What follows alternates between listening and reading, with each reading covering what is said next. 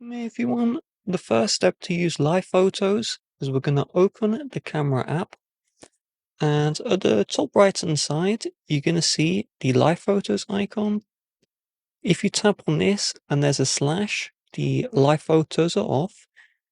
And if you tap on it and you can see no slash, then live photos is on.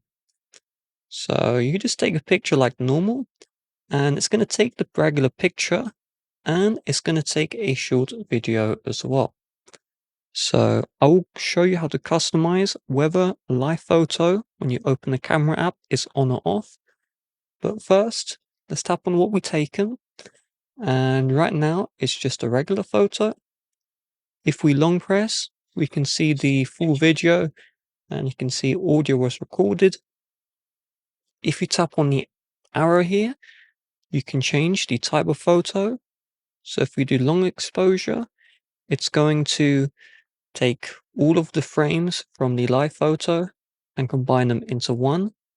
That is useful if you're taking a picture of a monument, you stay still, the monument stays still, but as people are moving, they won't be properly captured, so the photo will look better. And you can switch to all of the different modes as well.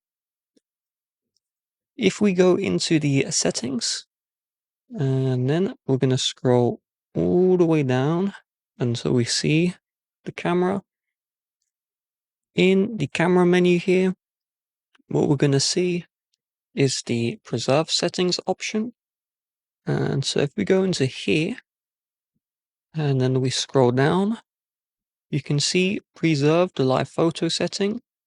So if you turn this one on, every time you open the camera app, the last option for live photo will remain.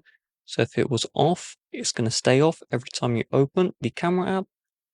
But if you turn this one off, every time you open the camera app, live photos will be turned on and you'll have to manually turn it off. With that being said, if you'd like to help support the channel, please do check the description. Bye bye.